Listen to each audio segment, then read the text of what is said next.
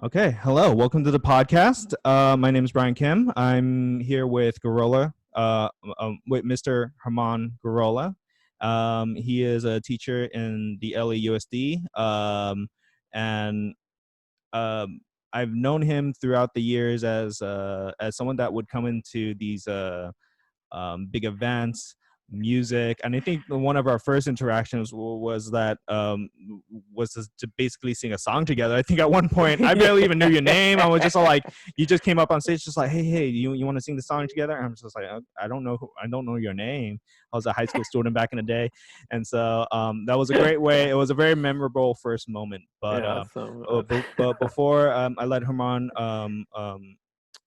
introduce himself, I just want to say again, please, if you like what you see, subscribe, leave a like and a comment below, and I hope you just enjoy this podcast.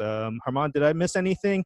You're a teacher in the LA Unified and part of the United, the teacher union in LA, UTLA. Is there UCLA. anything else I missed there? Nothing too important. I think I want to say that I'm very grateful for being here. Thank you. Very honored to be your guest in this awesome program. Mm-hmm. And I've been teaching maybe 13 years, and I currently teach biology. That's what I would say. I'm a science teacher. I currently teach health and biology at Mm-hmm. Valley Oak Center for Enriched Studies. Shout out to my school of voces up in the East Valley, East San Fernando Valley. So, and all the wonderful teachers and students there. So, yeah, that's it. And the reason why I wanted to bring you on is that for today is that this month I wanted to try to emphasize a little bit about outdoor spaces. We've had a podcast with Augustine and Eddie, and we talked about getting people of color out into green spaces and the issue of how some of these urban spaces in LA, and it might not just be LA, but like abroad, that there's not a big emphasis in the urban areas to go green, and how much that kind of in how going hiking and having green spaces kind of enrich communities of color and like uh, these communities to aspire for better. And so in your case, you were part of a program was supported by the National Park System to hmm to have more people of color represented in these parks. And it was a teacher, what was it called, teacher nature, It was teacher, ranger, teacher. teacher ranger teacher. And Uh-huh. do you want to go a little bit deep on what was that program, how did it help, did it you know give you more of a perspective on how to bring green spaces into your school or into your teachings? Oh, yeah, definitely. It's a phenomenal program. It's for any teacher out there. It's I think every summer. I'm sorry, every summer, the National Park Service just essentially does an application. Teachers apply, and all you have to do as a teacher is just kind of build curriculum and build lessons around the national parks, nature, environment, ecology. So I was actually referred to this program by another wonderful teacher that I got to work with, Miss Lorraine Alexander, and when I was working in Continuation High School. And so me and Miss Alexander were collaborating on an agricultural project at the school. And she said, you know what, she had done it already. So she said, you'd be great to do this. And it was through her contact with Tree People, which is another organization in the LA area that I also want to do a shout out to. Definitely, if you can donate or just get involved with Tree People, they do a lot of amazing work. Park Service did this program where for the summer I got to shadow rangers in Mhm. the Santa Monica Santa Monica Mountains National Recreation Area, which is essentially a recreation area that's a series of national, state, and private essentially parks or land or property that's managed together, and they encompass the Santa Monica Mountains all the way to the islands, the Catalina Island and all these other islands that are they're actually part of the Santa Monica mountain range, although those Mhm. islands, they're mountains, but they're out in the sea, right? And I got to learn a lot of cool information, a lot of cool stuff, history of the MPS, what they've done here in Los Angeles, and I got to participate in a lot of the programs, and it was just wonderful. I got to meet a lot of cool rangers. Rangers are something else. If I had known about being a ranger in college, I think it would have definitely been a career choice for me. I just had no clue. I just had no clue to this world of people that work. Same. I'm sure same for state park rangers and all the other folks that kind of manage public lands, park and rec and all those people. I just didn't know that there was this world of folks that manage these parks, these huge places, and I got to meet a lot of cool people. Just both who had just started, people doing just still volunteering. And then folks who had been there, for 20 years, I got to meet Lisa Okazaki. She was the director of education at the National Park Service. I got to work with her a lot, and she's a veteran from the MPS. So I got to just meet a bunch of awesome people doing a lot of cool work. And it's just hard to publicize a lot of this work. A lot of folks, they do a lot of this work. They bring high school students, they bring seniors, they bring fourth graders, they bring all kinds of people, and they work with them, and then they go right. And it's just like doesn't make the morning news. It's not our immediate view, so we don't see it. But it's a lot of stuff that's happening. In LA, I got to learn a lot about Los Angeles region, its uniqueness, and a lot of its treasures. Because like you mentioned, a lot of us, we grew up in urban environments. We grew up in spaces that we're not exposed to this, and we think nature's so far away. But literally, if you live in Los Angeles, nature is 30-40 minutes away on a car. I mean, think about it like that.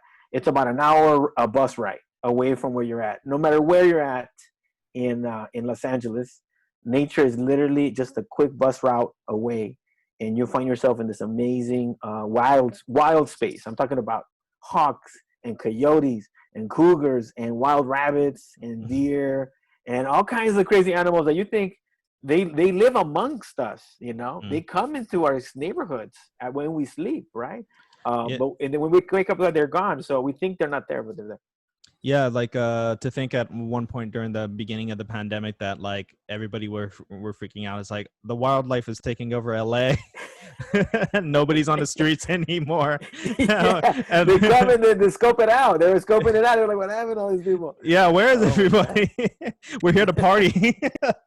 All right, exactly. Yeah. Exactly. So but it's wonderful, Yeah, and it kind of to your point, it kind of recognized that LA, for it being very urban as it is, there are like these hill areas, like at least in my area, like Monterey Park, that has like cougars and wild animals that live there, and you just have to kind of respect that they're there, and if you have your own animals, so you got to be hyper aware, like if you have dogs and cats and in mountainous regions like Rancho and Pasadena and the foothills, and you're just like, just got to make sure. And it also can be very scary too, like nature. And I know for a fact that right now it's like, I think Malibu is and the Santa Monica area is like dealing with some wildfires at the moment, and areas that are kind of dry, and they can be timber boxes right now. It's like if there's anything to that we want to bring up that is kind of topical, is like Northern California right now is dealing with something real bad too. Right.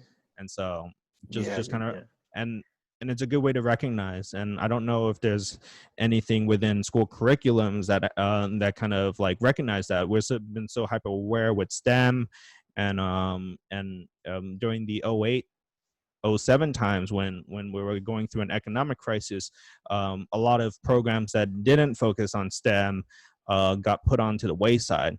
And environmental, it wasn't until like I was in high school in like say 2010 2011 where they were bringing back little by little environmental justice, and or not just that, but having just environmental class just to talk about and figure out solutions. And I don't know if you've noticed a shift or a difference on your end as a teacher. Yeah, definitely. Yeah, for sure. When I was going to school, the core classes were biology, chemistry, physics, and earth science, what was called earth science at the time, was seen as essentially a class you took to graduate from high school, but it wasn't an A through G requirement, right? So it wasn't. Right. It was a class, a holdover, for folks who were not on a career path. Here you go, earth science. Same deal with intercoordinated science, and these sciences that are just kind of like there to satisfy a district requirement, but not really satisfy a college. We're not seen as rigorous. We're not seen as college prep courses. And that has all shifted, especially with the next generation science standards. The Common Core was the first kind of step to that.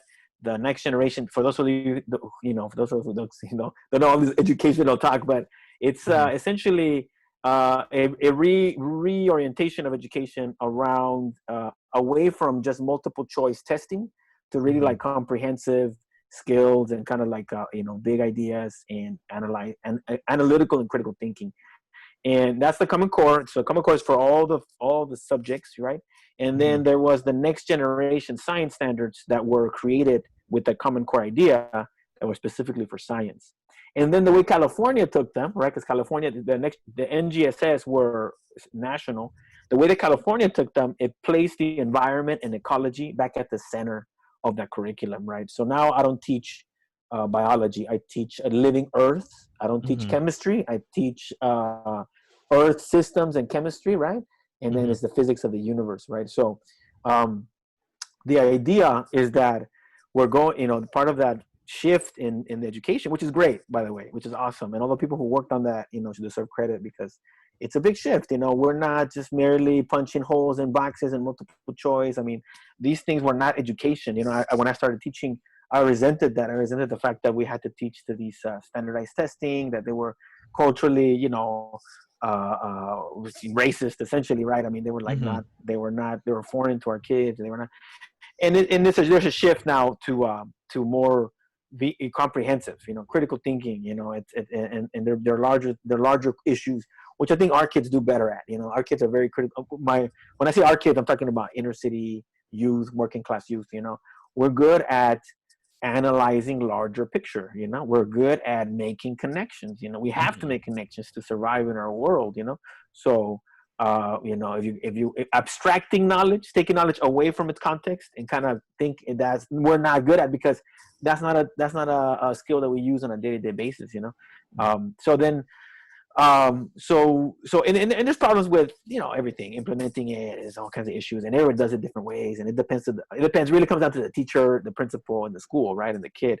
But curricular wise, ecology or the earth is now the starting and ending point of the whole curricular cycle. So you begin with the earth, and then you end with the earth, right? And so before it was small to big. Before it was, let's talk about the atom. In a typical biology class, it would be let's talk about the atom, molecules, cell, organelle, cells, genetics, etc. We get to larger things.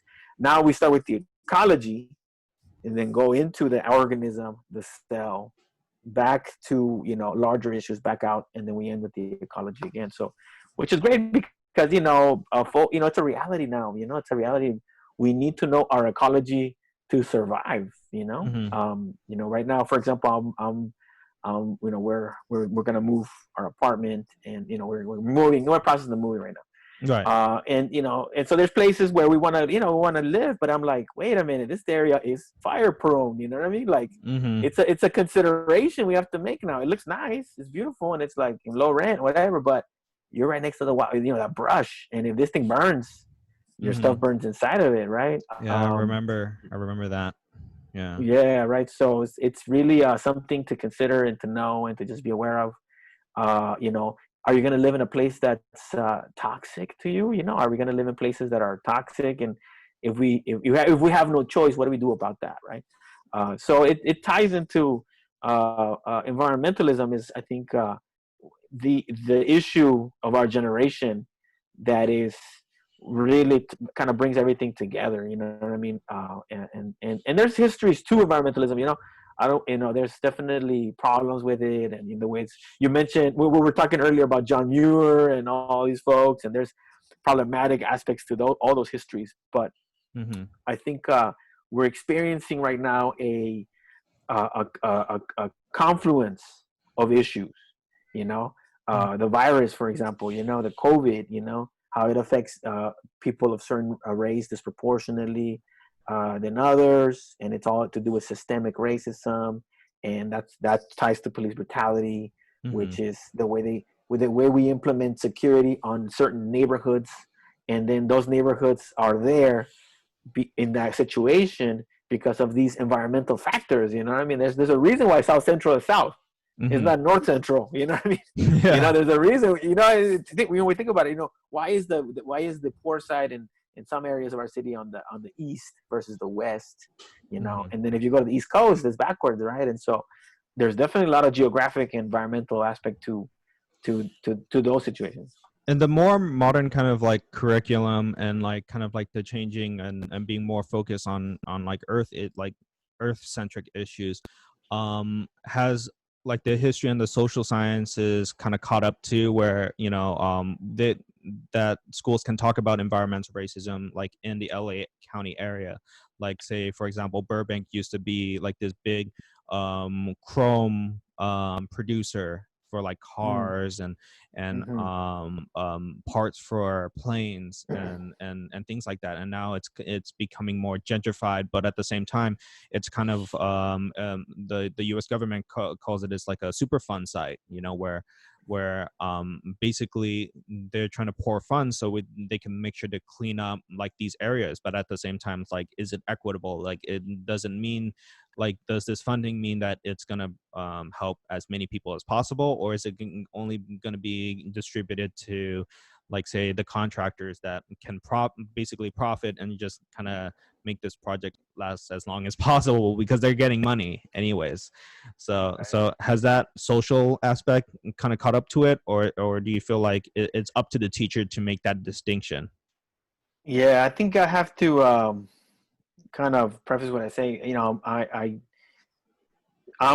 unique. I think I have a unique perspective because I used to be a history teacher for a Right, long time, right. and then I became a science teacher, um, partially for job security because the Mm-hmm. science teachers there's fewer of them, and so they got laid off less. You know, but also partially, I think it was interesting. You know, I reflect now, and it was always there for me. I think science has always been an interesting. Mm-hmm. I always loved the subject, and the documentaries, and I would just love to learn all these things.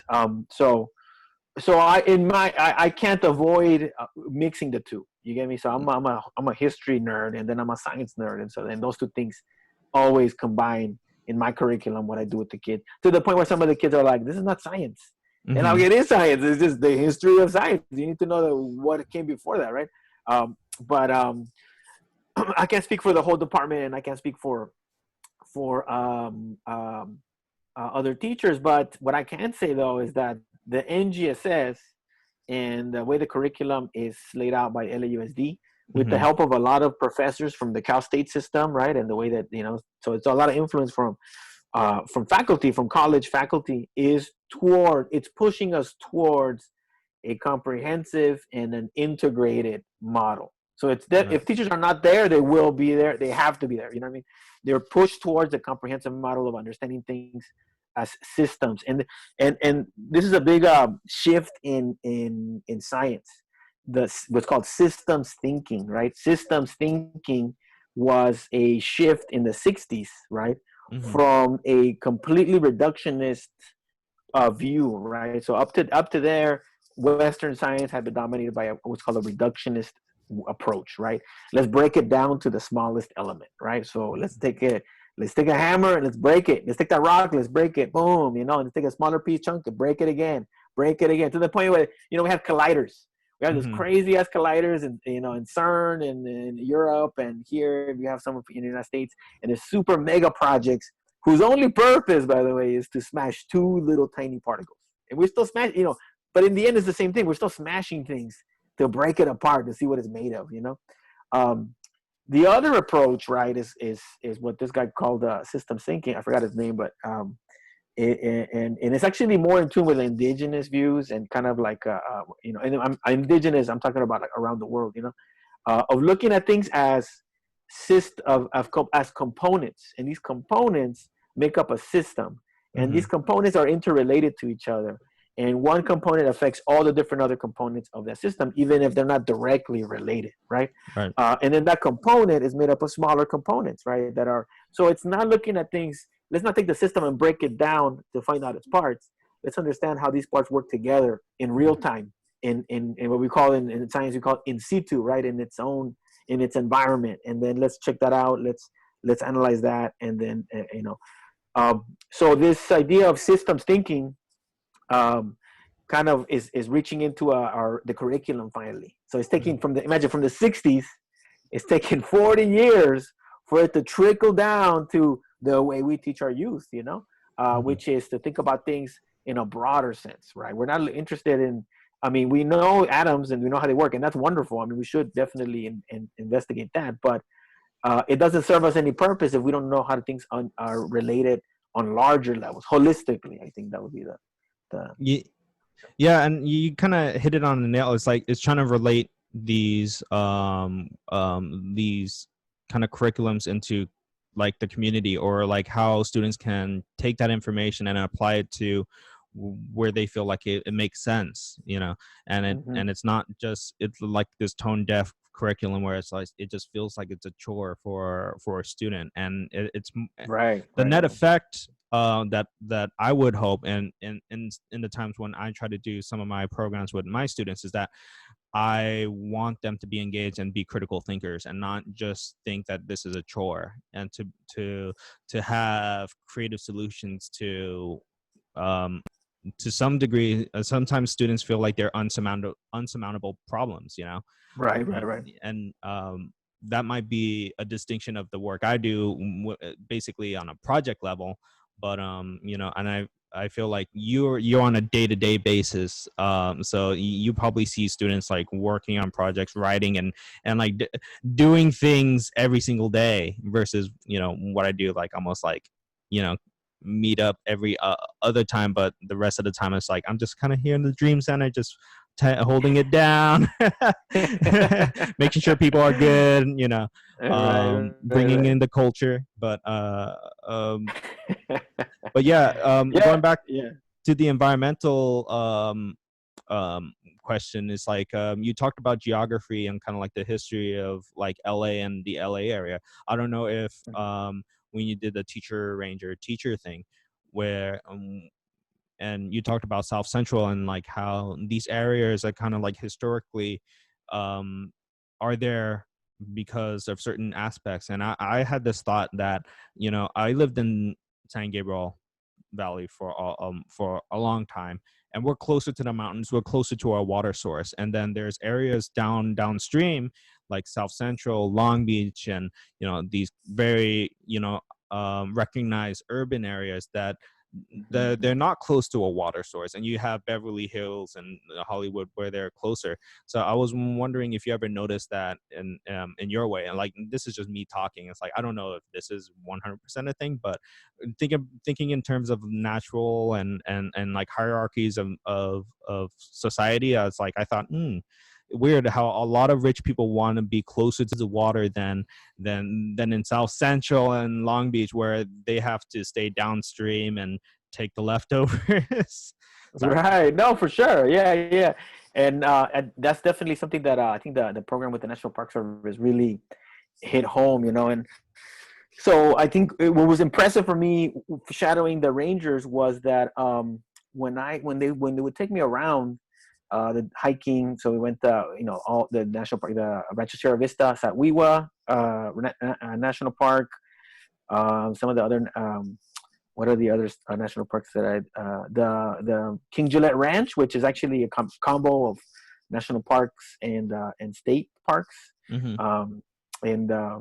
And so all these places were beautiful landscapes, and the Rangers would talk about the landscape, and and identify for me, for example, this had a fire 10 years ago. Notice the grass, notice the invasive grass versus the native grass. Look how this side over here was spared by the fire, so it retained more of the native plants, and look how they grow like this in clumps, versus the invasive grass kind of predominates. Look over here, this plant is regenerating. Look, so they were able to point all kinds of stuff. And what I felt doing it was that it really felt like I've been walking around this book that I can't read. Mm-hmm. I've been walking around this book all my life that I haven't been able to read, and these guys were pointing stuff out that I'm like, oh yeah, like you begin to read the signs, and to see one thing. If you're a listener, if you're ever driven to the 405, I want you to just kind of observe two sides of the 405. One got burned recently, like maybe 2-3 years ago. I forgot when the fire was, and the other one did not. And you can see a very stark contrast in terms of like the types of vegetation that grows there, the colors, and the different landscapes. And I wouldn't have seen that before. I would have just driven through it and whatever, it's just green, but the rangers were able to point that out. And so then when I drive around different areas, I began to see that, I began to see how geography was a big part of it. So we live in a basin. Well, first of all, if you want to talk about the Southern California region, what makes it unique is the fact that we are actually technically in a desert zone. So we're actually you should be part of the Chihuahua Desert biome, right? So it's one of the largest desert biomes in the world, right? And the Mojave Desert, it's an extension of that, right? For example, it just hit the highest temperature ever recorded on Earth, 130 degrees Fahrenheit. Yeah. Yeah, right. So it's it's hot and it's dry and it's pretty tough to live there. Animals still live there, right? But it's tough to live there. Animals and plants, I would say. But we don't have that because we have the that kind of like the wind from the ocean that's coming in with a lot of moisture, and it's kind of essentially moisturizing, bringing in the rains, bringing in the clouds into an area, and it's creating what's called what has been called a Mediterranean ecosystem. We call it a chaparral ecosystem. Both words are Eurocentric. They're just talking about an area that's semi-arid that has a lot of bushy, low plants, and plants that are designed for really hot, dry summers and cold, and then temperate, not too cold, wet winters, right? And what's interesting is because we are actually on the crack of two tectonic plates, right? And so the Pacific plate is actually rolling under the North American plate, and right underneath, and as they go underneath, they create a mountain range that's actually east-west, which is actually pretty rare in the continents of North and South America. We don't have a lot of east-west mountain ranges, and we have one. It's called the Santa Monica Mountains on the south. On the north part is the Susana Mountains, and then the San Gabriel Mountains, right? And so what happens is these mountains, because they are east and west, they allow that moisture to carry deep into Riverside, all the way to San Bernardino, even, right? So you go to San Bernardino, it's super hot. It feels like a desert, right? Yeah. But it would be incredibly more like a desert. It would be almost like the Mojave Desert, were it not for these winds that still bring in, even though they lose the moisture along the way, they still bring a lot of that moisture in. So we have a very chaparral, that this ecosystem is pretty unique. It only occurs in 5 other places in the world. We have the largest chaparral wildlife areas still intact. So Chile has a chaparral system. It's very narrow. It's a very narrow strip. It's very urbanized. Mediterranean, obviously, is very urbanized. Australia is urbanized, and what's the other one? South Africa is also very urbanized, and it's smaller. We have the largest one that's still relatively wild, right? So that's pretty unique. I didn't know this until I joined the National Park Service, right? And in that program, but they were able to point that out. And so what's interesting is that these mountain ranges create like a bowl. And so all the water that rains on this bowl collects on the Los Angeles River, and it follows the Santa Monica Mountains in the north, and then it goes down and it flows all the way to the Pacific Ocean. And there's also the San Gabriel River system. So the San Gabriels are also like a giant bowl, and they kind of funnel water into their river. And these two rivers are the 110, the 710, and the 610, right? These are 605. I'm sorry. And these are the freeways that we drive in are actually built on top of these waterways. The 5, the 101, We drive past these rivers. We don't see them, because they've been levied, but but they are part of it. And so if you're on top, if you're on the what do you call the upstream or downstream historically, right? You had a different experience, right? And where LA set up its factories, if you're upstream of those factories, you're good. Like Pasadena, areas like you could say Sherman Oaks, right? They're like these nice areas, and they have a beautiful riverfront, river walks and all. And then you go into the industrialized parts, which is a little bit of Glendale, and then south of Glendale, right? And you have a very urbanized sector. And so if you live on the south side of that, all you see is a polluted, stinky concrete river running down, right? There's no who hangs out in those places? Nobody goes out there jogging. You know what I'm saying? Yeah. I mean, some people do, but it's really, it's harsh areas. So that's the experiences that, and there's reasons for that historically, right? And what the river marked the difference a long time ago between color, right? West of the river was where the white people lived. East of the river, where blacks, browns, Asians were all relegated to the east part of the river, because the east part of the river had more of the hills. And hills are and then I'm talking about back in the 1920s and 30s. People avoided hills. Rich people wanted to live in the flat areas. It's easier to build a house. Hills are too crazy. There was no cars in those days, right? And you had to walk up a hill and down. That was too crazy. And so, East LA, for example, historical Japanese American community, historical Jewish community, historical Greek communities, right? These communities lived in the 1920s, turn of the century. Later on, they migrated out. There was a shift in demographics. With the car, all of a sudden it changed. With the car, the people with money wanted to live closer to the hills, because that allowed them, kind of a retreat from the urban center that was already in the throes of industrialization, which is, with all its problems of pollution and crowding, etc. So, there was an escape in the 30s and the 40s because the car allowed that, right? So all of a sudden you have Pasadena.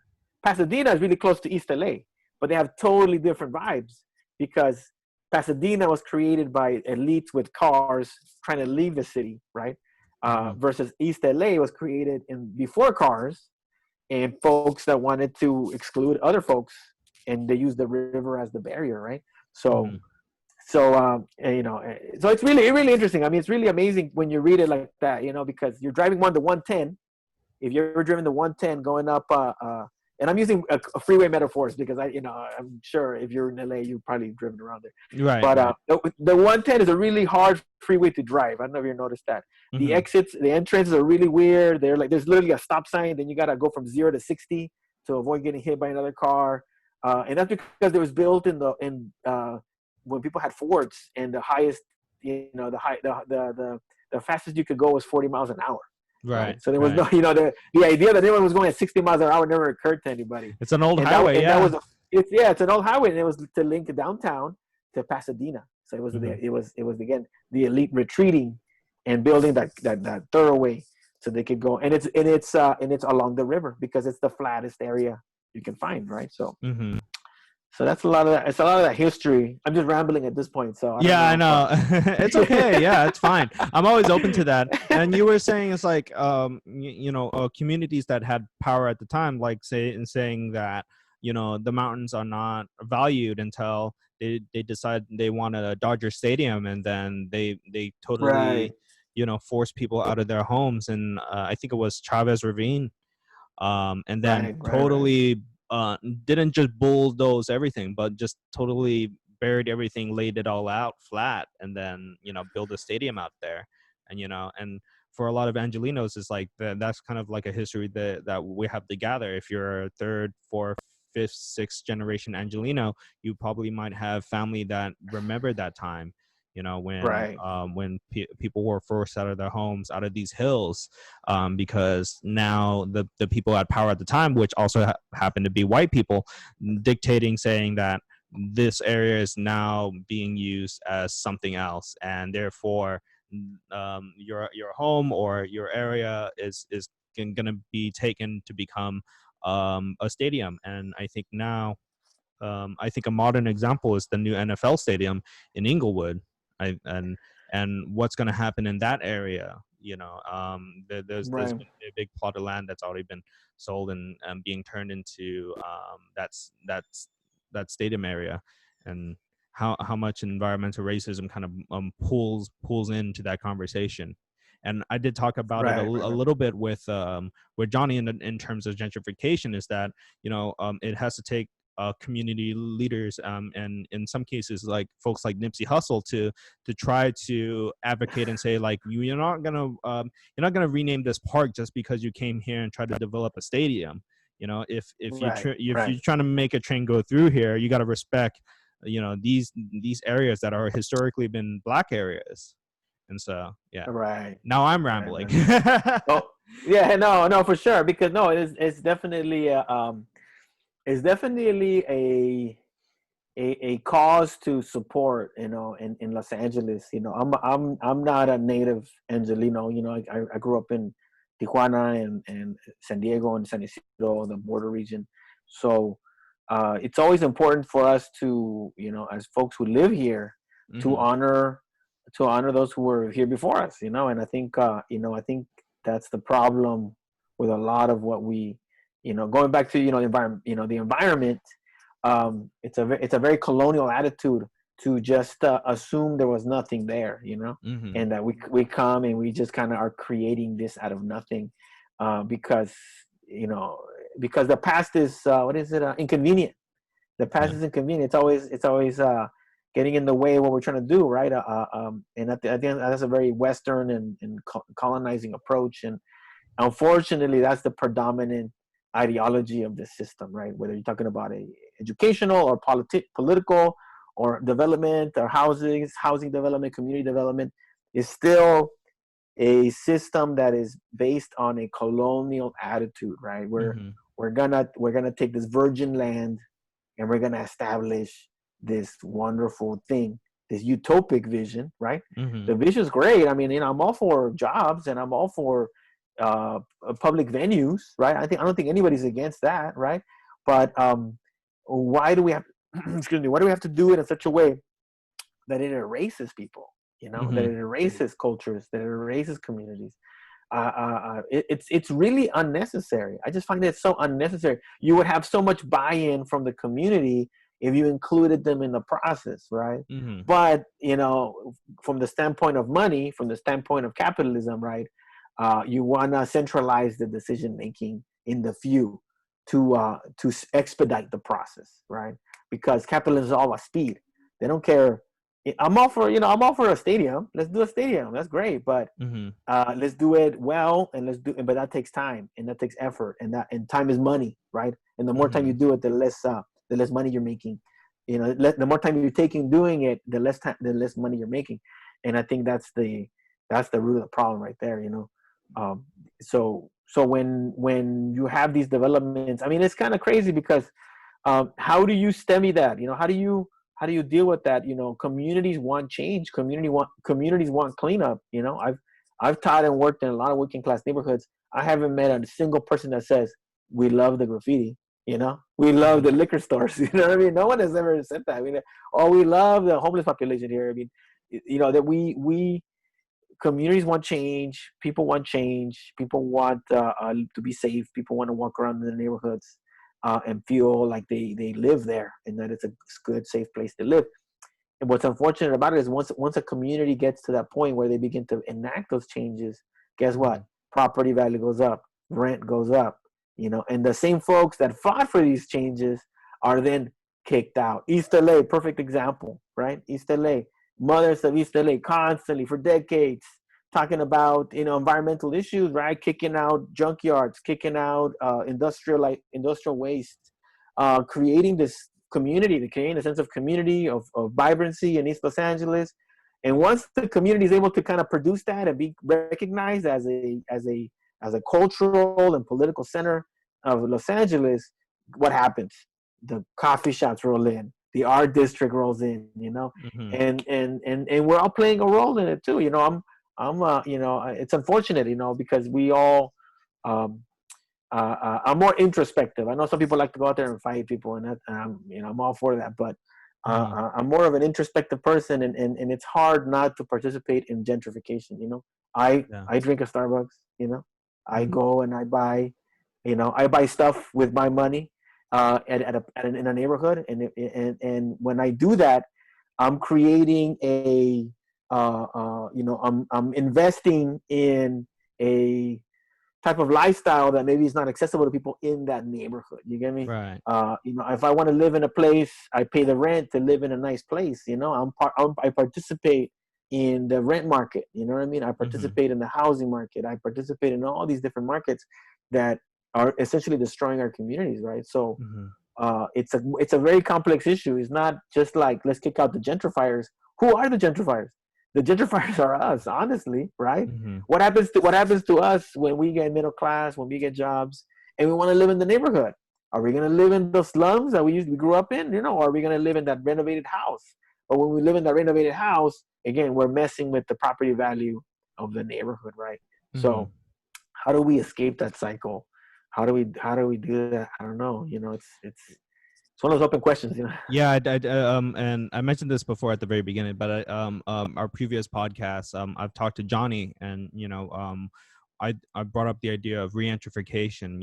Like celebrities like Killer Mike was saying that this idea of like, you know, it's probably like an evolution of black and brown faces in high places, but in a more focused term of having them reinvest in these communities, having them help out businesses of color develop in the communities that they came from, versus Mm-hmm. having these historically black neighborhoods, brown neighborhoods get turned and sold to speculators, and people that Right. would rather value profit over our community's identity. And so Mm-hmm. that was the Mm-hmm. conversation I had yesterday. But even with the conversation with Johnny, it's like, there has to be more on top of that. It has to be an education. It has to be in terms of you know people coming back with more knowledge to help focus that issue more than just having people buy up buildings and then making affordable housing. There got to be more to the work than just Yeah. these banner solutions. Right. Right. And what you mentioned, I think they're definitely top down, and Hmm. I think I'm more of a bottom up, right? I think the solution needs to be, from the grassroots. And that's where, these little things. I mean, going back to, we're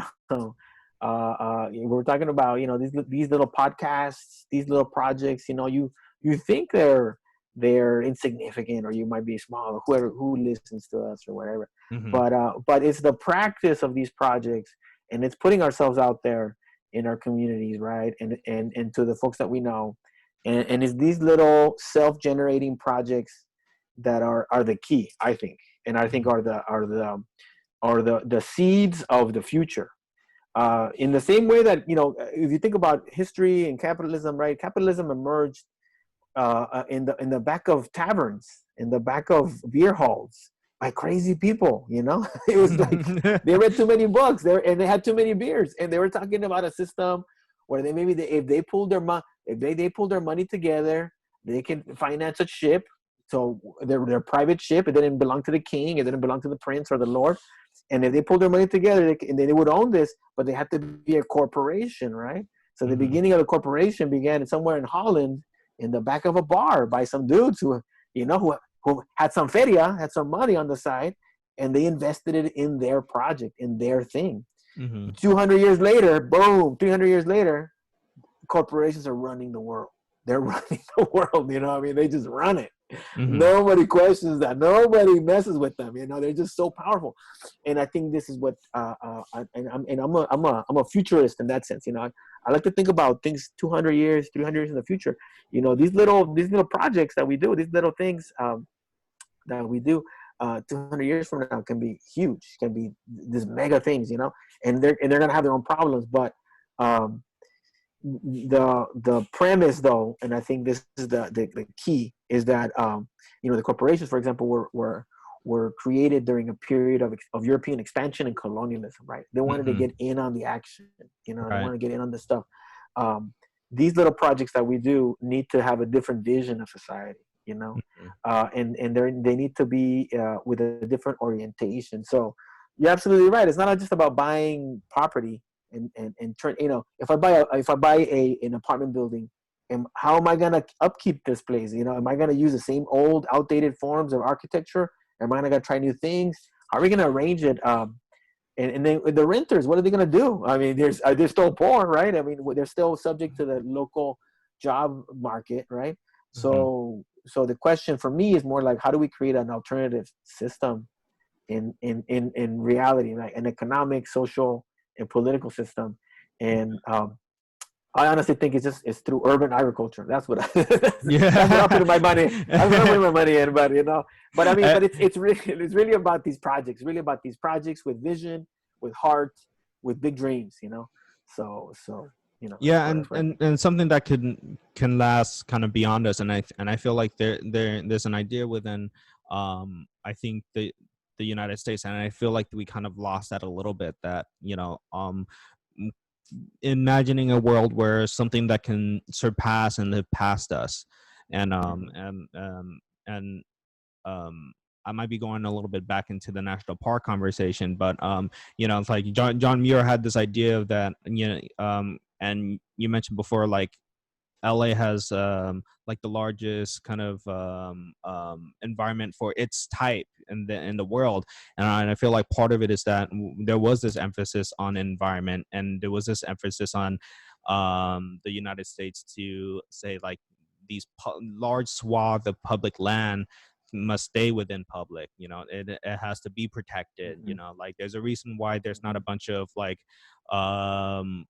hiking alpine Right, right, right, skiing right, areas in like the Los right. Angeles mountains, because we do get snow from Yeah, time yeah, to yeah. time. So like Yeah. there's not like so many corporations or people that own a mountain in LA, and I think the Right, reason for that is that there are these people that saw what was coming down the line when it came to like unchecked capitalism, at least at the right, time, right, and said, right, we need to protect these spaces and protect these right. lands, and that was one of the biggest promises of that time, what John Muir said. But I don't think, like, there and I mentioned this before at the very beginning. It's like in our pre-interview, is that I think the national park system is like like an example of the idea of the United States as a whole. It came up Right, right, right. with very good intentions, but it did leave out a lot of people, or it did leave out certain groups of folks that were already there or were already being marginalized in the margins, Right, and s- right, and, right, right. yeah. Yeah, yeah. No, there's definitely a history to that, and I got to learn a little bit of that when working with the MPS, and it's very fascinating. John Muir was a kind of a he would call it, he's probably the transcendentalist tradition, of Hmm. the late 19th century, and people who were in love with the woods and were in love with the outdoors, and I think this was during a time when capitalism was you know strengthening its hold in the U.S., but definitely had already been established as the main form of social organization in Europe, right? Right. And the effects of taking out, eliminating a forest, eliminating an entire forest, those were already known and those were already seen for folks. And so what's interesting is that John Muir, the United States during this time set up kind of two organizations. I'm talking about the turn of the century, late 1900s, Hmm. late 1800s, early 1900s. They set up two organizations that pretty much had similar type of objectives, but coming from two different places. And that's the difference between conservation and preservation, right? So Hmm. the Forest Service was created, and the Forest Service, its objective is to conserve the environment, right? We need to cut down trees, we need to mine, stuff, but extract resources, but we're going to do it in a way where we conserve the resources. We're not going to do it all at once. We're going to think about the future and, et cetera. And John Muir was on the other, was a little more extreme up to that, right? We're saying, no, we need to leave these places alone. There's value in wilderness, and there's value in, and that these natural wonders, which are like incredible and beautiful, should belong to everybody, the nation, right?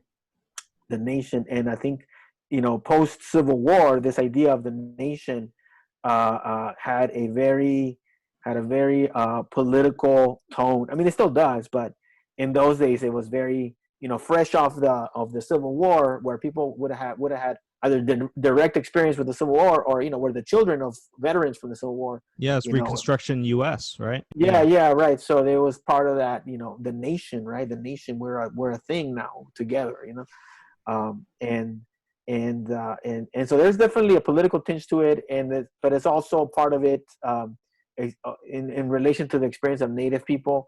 It excluded them, right? Because the nation, again, part of the colonial project is to eliminate whatever happened before. So Native people couldn't be part of the nation because they represented the legitimate owners of the land before we got here, right? Before the nation was established, So that they were kind of problematic folks, for the national consciousness. So he did exclude them, and then it's also this idea of wilderness is problematic. One interesting thing about native cultures is that they practice something that's called, what we call now, permaculture. Permaculture is a way of so there's agriculture, which is kind of raising crops to eat, right? There's aquaculture, which is growing, fishing, and then there's this thing called permaculture, right? And permaculture is a whole ecological view on what we get, how do we get our food, right? Right. So Native people were able to maximize the ecosystem for food production in a way that was foreign to Europeans. When Europeans came here, they thought it was a wild forest. Everywhere they looked, they thought it was wild, because in their view, civilization and it was all about agriculture, and it's clearing a field and growing food in rows, etc. They had no concept of what the Native people were doing. It's funny that 300 years later now, with the advancing of science, right, with this revolutionary, quote unquote, revolutionary shift in thinking from reductionism to systems thinking, now we're able to see, oh yeah, you can you can maintain an ecosystem in a way that it produces food and things that we need in perpetuity for a long time, right? If we balance it, right? So Native people would, for example, coming back to Los Angeles in California, the fires, right? Let's bring in the fires. Native people used to burn a lot. They used to burn fires. They used to burn clear brush. They used to burn all constantly.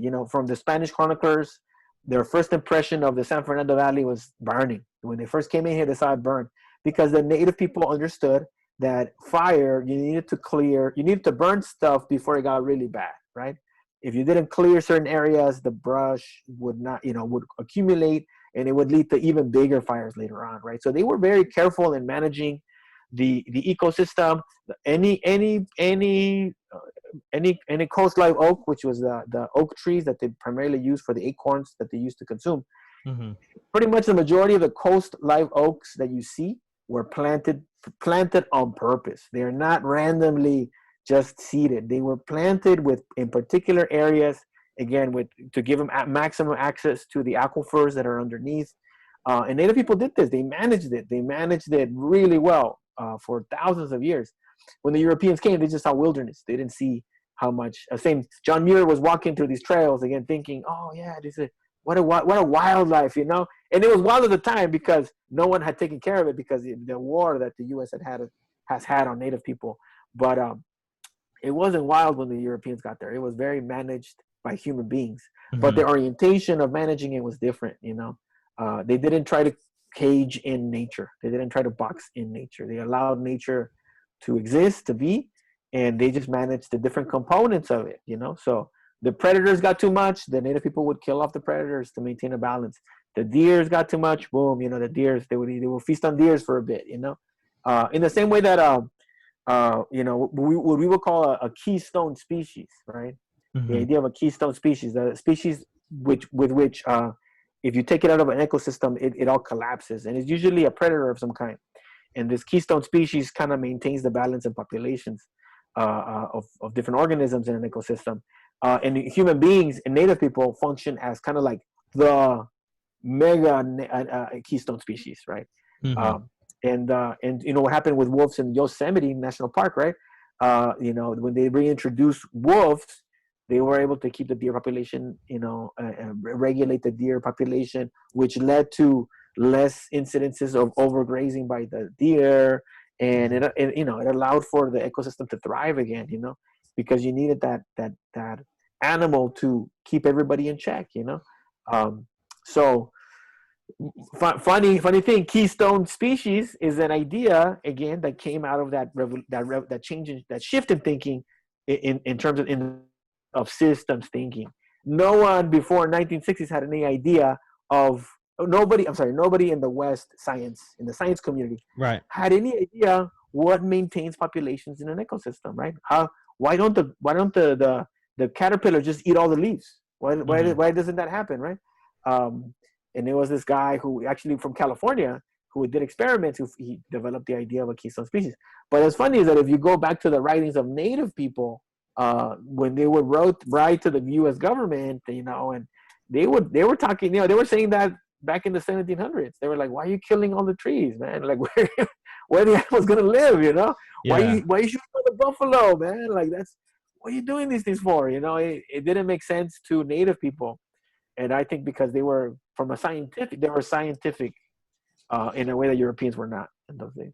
Yeah, and it's like even in the alternative way of that is that like there's some areas, say like Yosemite and like and broader areas where the land was just kept to be like this idea of it needed to be wild, and but like native populations there, they were stewards of the land. They understood the natural processes that the lands go through, and with taking the natives out of these areas, and these indigenous cultures out of these places where we deem them as national parks, you know, there's adverse effects. And Right. like you said before, it's like we got rid of the wolves at one point in Yosemite because we valued having like more life, like, you know, seeing more wildlife, and the Well, wolves saw yeah, something else. Yeah. yeah. The wolves were seen as economic. It was economics. It was the wolves were also eating, what is it, livestock, Hmm. and so there was just an open season on wolves, and they you know, the farmers eliminated the wolf population without real, you know, just for their own purposes of maintaining their livestock, money, you know. There Hmm. wasn't any thought about the ecosystem. But going back to the fires, though, the reason that we're seeing so many fires today and catastrophic fires and such big fires is because we literally have not managed the wild in about 100, maybe 200 years.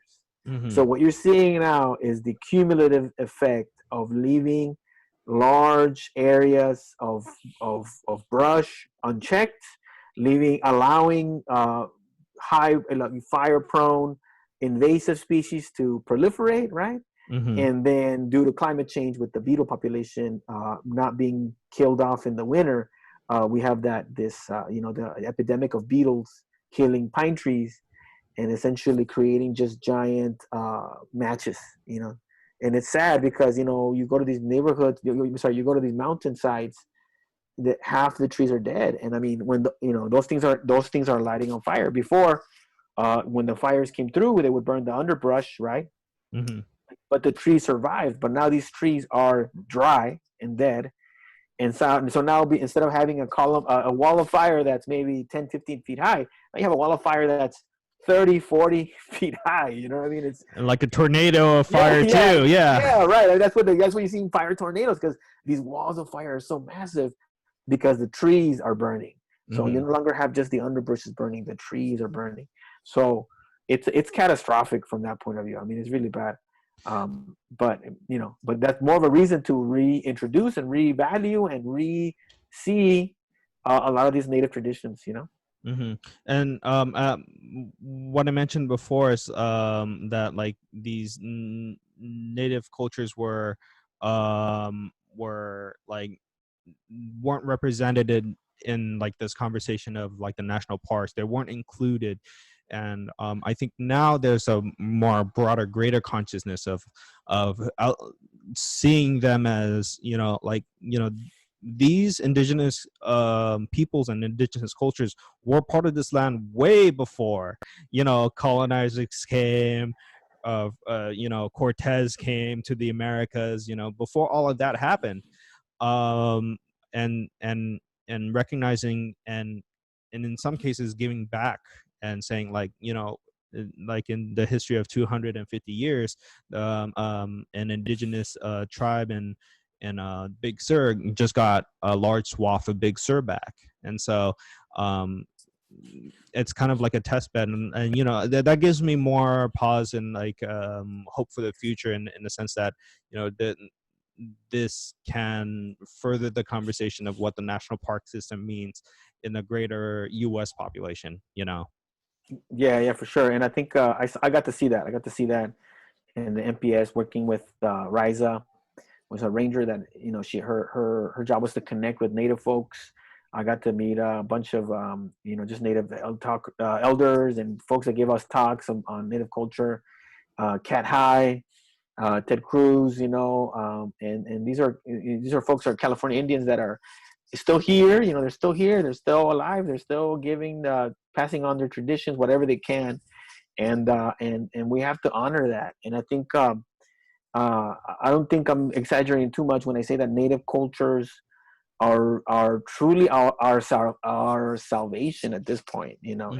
For human beings, and I'm talking about Native cultures from the world. I'm not just specific to United States, but it really is the Native view and the Native perspective that's gonna allow humanity to survive. Mm-hmm. All the solutions that we can think of, all the ways to deal with the problems of civilization come from a Native point of view. I mean, if we start talking about revitalizing forests, we're talking about reintroducing native plants, cleaning water sources, dealing with pollution.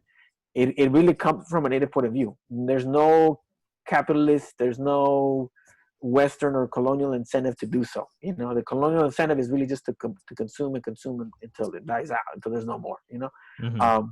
But any check to that has to come from a Native point of view. And going back to John Muir, he was a transcendentalist. He was from that kind of tradition, and those folks, they were inspired by Native people too. And I think a lot of them, going back to the nation as a whole, right? America, if you want to say, Native people had a huge contribution to the establishing of the American ideals. Mm-hmm. And they were not given credit. They were not. We talk about the founding fathers as Thomas Jefferson and Benjamin Franklin and these guys, but all these guys were taking cues and learning from and really got a lot of their education from Native people. Mm-hmm. The ideas of politicking, the ideas of you can I can point out a bunch of the caucus, right? The idea that folks can come together and decide based on affinity, right? The filibuster, the idea that somebody has the right to speak until they're done, right? The representative democracies, what I mean? The checks on you can go to the Sioux, the Iroquois, the Haudenosaunee people, and their establishment of kind of like parallel governments that kind of had a check on each other, and their system of governing, the Confederacy, the idea that different nations can come together and create a larger body, right? Mm-hmm. These ideas, the closest thing they had to that, the Europeans, was the tribal federalism of European feudalism, right? Mm-hmm. European feudalism was tribal federalism, right? Like, let's get all the heads of the tribes together, and then we'll talk it out, we'll hash it out, and then we'll elect somebody to be our emperor, etc. But when the Native people had a similar system, everybody could speak. Everybody over 12 could speak for as long as they wanted to, and these gatherings would go on for days, and the Europeans were like, women could speak, men could speak. I mean, it was like the Europeans had no clue about it. They were like, what the hell is this, right? Mm-hmm. So a lot of the Constitution, a lot of this ideas of that we shouldn't be ruled by hereditary leadership. That hereditary leadership, that leadership should come from the value and legitimacy of authority, of political authority, rather than your genes, rather than you were the son of so and so, right? Mm-hmm. That was a foreign concept to Europeans. That was a foreign. I was like, what? Like any fool can be like the leader. It's like, yeah, why not, right? If you talk good and you have good ideas and you can Mm-hmm. convince other people, why not, right? Those were just were foreign to Europeans, So um, America is really indigenous. A lot of America is indigenous to this land, and it's just Native people haven't gotten credit for it. Yeah, I just haven't been kind of recognized, and I think well, I guess my hope now is that there is a there can be a growing curriculum, like in a sense, in a school sense, that um specifically in California. I had Ken Tang on. He's one of the individuals from the National Education Association, and trying to become a part of the student body. No, not the student body. The Alhambra Unified Council, and he was talking about, you know talking about the real history of colonial California, understanding what happened to these indigenous cultures and where are they now, and how can they, how can indigenous cultures be part of the conversation about our broader understanding of the United States. And I got to be honest, and I'm pretty sure that you've noticed this with your students, but a lot of students understand that they can understand these very um, very dark subjects, of Mm-hmm, what happened mm-hmm, to these communities of color, what happened to these indigenous cultures. They can understand. And the fact that as Americans, we try to bury that, I think that's a disservice to our newer generations, that don't get that history, don't understand that history. And I feel like we're dealing with the fruits of that issue now, because we have, you know 46, 50, 60-year-old people that thinks that, white America is the only America. But, let's be real here. mm-hmm, Even though it may not be perfect, this is the country we live in, and it has faults. But I think indicative with the national park system that I mentioned before, is that it it came about with the best intentions, but it wasn't perfect for everybody. And the work we have to do now is to live up to that ideal that they set out at the very beginning. mm-hmm, Yeah, that's my mm-hmm. high horse conversation, right? I love it. I love it. No, Yeah. it's a work in progress, and I think the ideals are big because like I was like we were talking earlier, it's our ideas have to be big. I mean, our ideas have to be more Mm-hmm. better than what we are now. And I think the message of make America great again is not a message of betterment.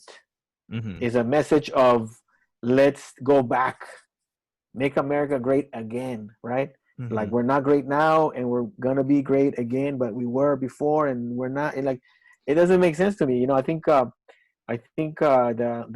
we as parents, I have kids. I always want my kids to be better than me.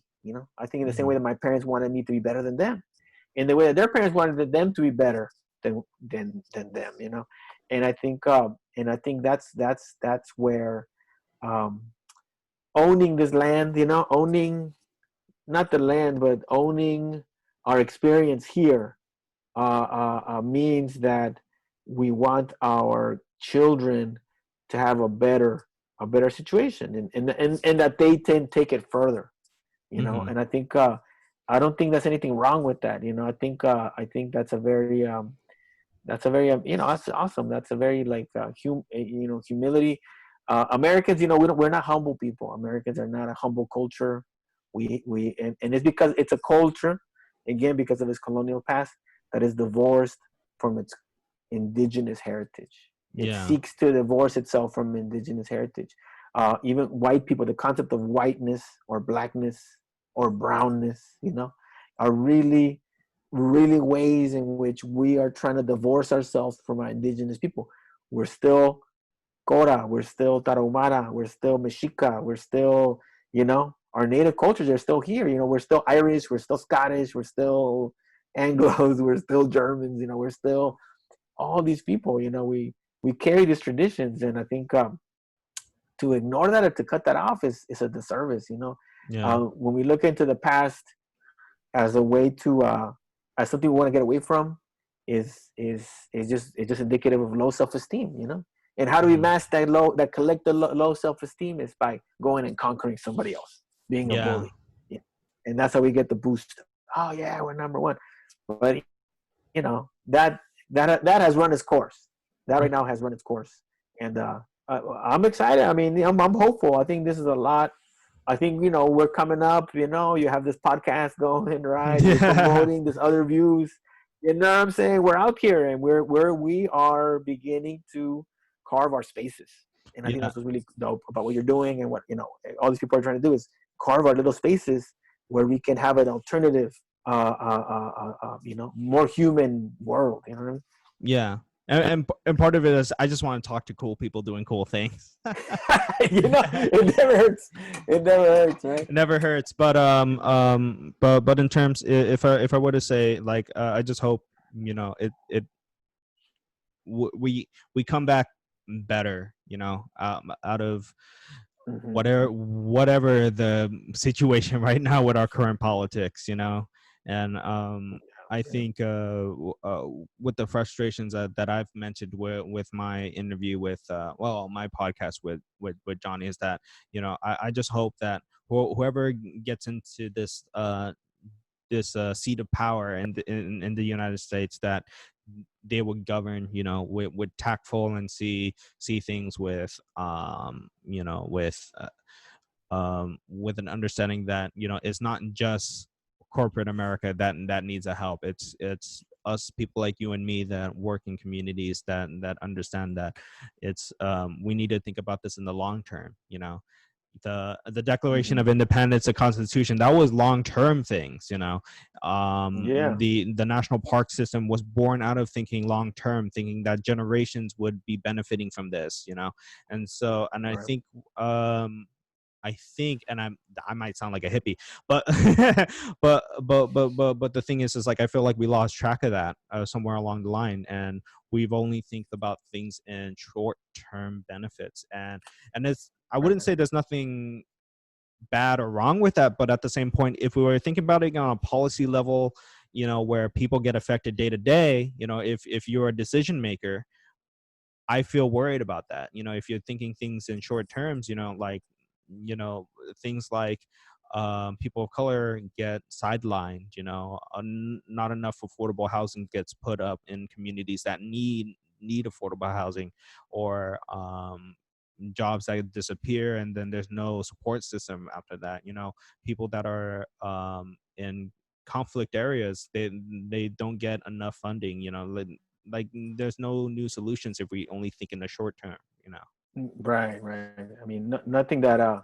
But yeah, I mean, there's a saying in native cultures. We got to think of the seventh generation. Mm-hmm. So not only our children and their children, but their children down the line to the seventh generation. And I think, in a way, native people were very much into the future. We think of native cultures as very being stuck in the past or Mm-hmm. pre-modern or whatever, but they were actually cultures that were very obsessed about the future, and what we do now affecting the future. And so from that point of view, I think you're right. I think I just hope for better leadership, but I think it starts in the grassroots, and I think it starts here, and I think it starts and we have to decide for ourselves Mm-hmm. how are we going to live, because and rely upon ourselves. I think Right. that's the biggest thing. We have to rely upon ourselves, because whatever happens up there in the big, they're whoever gets to be in power following this election, they're still going to inherit a broken system.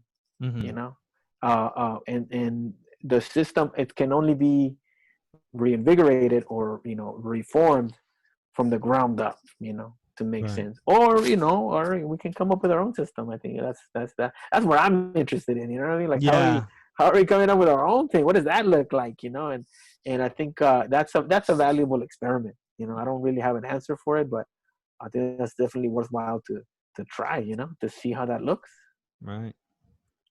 Well, I think we're kind of winding down. So, do you have anything else that you want to talk about, or do you want to plug any social media or anything that you're currently working No, on? no, I don't. I'm not really good on social media, but I wanted to shout out to my school of voices in the East San Fernando Valley and Sun Valley community, and just everybody there we're working on a urban farm. Folks from CSUN helping us out and tree people, and the National Park Service, obviously, who gave me so much wisdom and perspective. And just thanking all those folks and thanking you for having me here. I think I really appreciate it. And yeah, man, let's do something.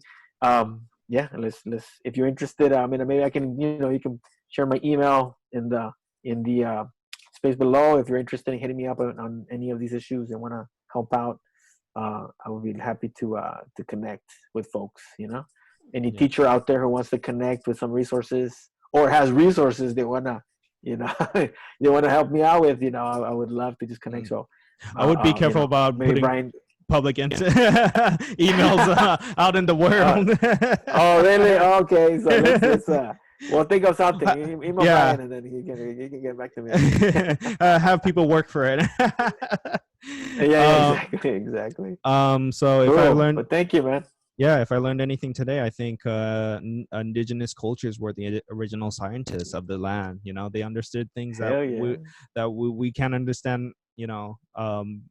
Learning from a K through 12 setting. and For sure. if folks, when it becomes more safer, or if you feel courageous enough, go out there, go hike, or find your Oh yeah. park. Visit your national parks. Yeah. Yeah, yeah. These are your public Sure. lands. These Yeah. are places for us as citizens of this great American experiment. So, if you liked what you listened or seen today, please like and subscribe, and we'll see you on another podcast. Awesome. All right.